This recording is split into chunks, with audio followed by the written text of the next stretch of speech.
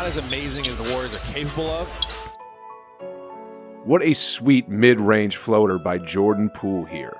And when you get a look at that score, the Warriors are up by more than 20 in the fourth quarter. All is well, right? Wrong. You see, the Warriors this season are trying to win a championship. And the OKC Thunder? Well, they're literally at the bottom of the West. Beating teams like the OKC Thunder, the Sacramento Kings, the Kawhi-less Clippers is all good for seeding purposes and whatnot, but for the Warriors to become true champions and be the best of the best, there's a lot more fine-tuning that needs to happen, and that's what I want to get into today.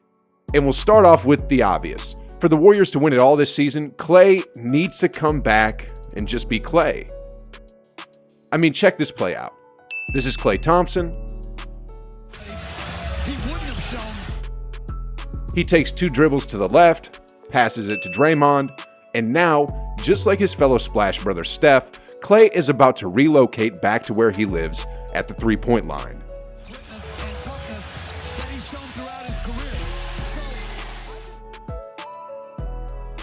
How the heck did this guy not get into the NBA's top 75? That's a different story for a different day. But anyway, Klay Thompson is the ultimate plug-in-and-play machine. No one, I mean no one in the history of the NBA dominates the game without dominating the ball like Klay. 60 points on 11 dribbles? You know what I'm saying. The Warriors are off to a hot start so far this season, but to get Klay back on the roster would instantly make this team go from being just a great team to being an elite team. Here's what young rookie Moses Moody recently had to say of Klay Thompson.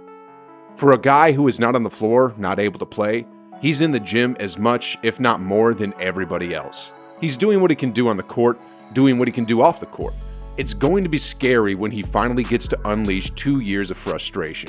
I wouldn't want to be on the other side of that. Steve Kerr also chimed in and said that despite Klay's recent injuries, he's still really good at shooting. He's still 6'7", he's still a really big, strong guy for a guard. All the things that made him great, that's what we're excited about. Next off on the list, for the Warriors to become a championship-level team, Jordan Poole has to start making his open three-point shots. Poole, he is a three-point threat out for an extended period of time. Over 48 minutes. So far for the season, JP is shooting the three ball at less than 25%. That's lower than Draymond Green's three-point percentage, and that just won't cut it. Once he gets his rhythm back with outside shots and combines it with his ability to attack the basket, the Warriors are gonna be that much more dangerous. I mean, check out this play. This is Jordan Poole. And with a simple screen, look how fast he gets to the rim. Buddy healed all night long. He had 6 the other night against the Jazz. That was really fast. This dude is a combination of flash and splash. And despite his outside shooting struggles, Steve Kerr is loving it and recently went on air to say, "It takes a long time and it takes a lot of bumps and bruises along the way. So I couldn't be happier with Jordan. Just how coachable he is, how mature he's been. As I said, the trend has been going in the right direction. That doesn't mean it's going to be seamless by any means, but he'll find his confidence." Guys, just imagine what the Warriors are gonna look like once Klay comes back healthy and when JP's 3 starts splashing again. The Warriors would be legit title contenders and can't possibly get any better, right? Wrong again. Next off, guys, what's gonna take this team from elite to possibly the best of the best is James Wiseman unleashed. I mean, last year, he was straight out of high school and showed just glimpses here and there of domination. But imagine, just imagine if those glimpses become the norm. Oh, Curry was going to pull back. Flip! Yeah, guys, he's going to be a problem for other teams. A question that some people may have is how's Wiseman going to fit in with the Warriors system? Well, let me show you. This is Steph Curry.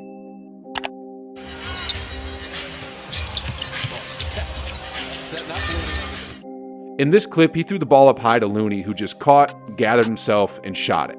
But what would have happened if that was Wiseman on the receiving end?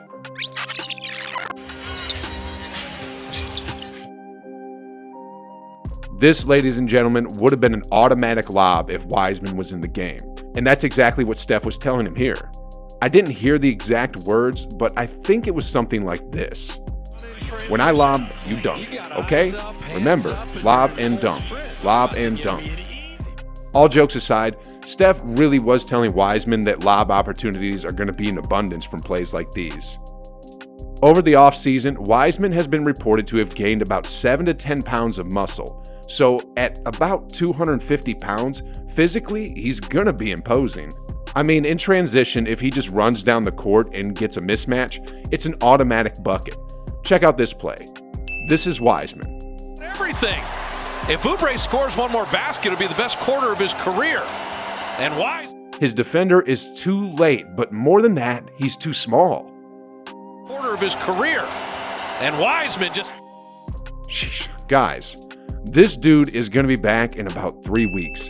And man, when Klay comes back as Klay, and when JP starts finding his three-point shooting rhythm again, along with an unleashed James Wiseman, that'll put the Warriors over the top as championship favorites.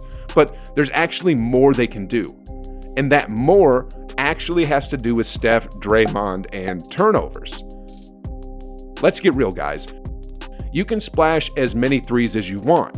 You can get as many lob dunks as you'd like. But if you're going to turn the ball over like 20 times a game, you're going to lose in the playoffs. I mean, turnovers are the reason why the Warriors missed the playoffs last season. In that last game against the Grizzlies in the play-in tournament, the Warriors had 21 turnovers, whereas the Grizzlies only had 13. In that loss to the Grizzlies earlier this season, the Warriors were actually up by 19 points early in the second quarter. But you know what happened?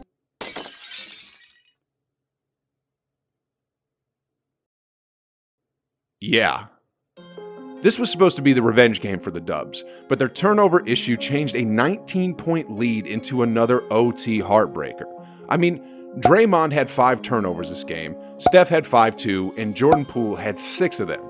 Steve Kerr recently said of this turnover issue after the Grizzlies lost, "We just got a little crazy out there."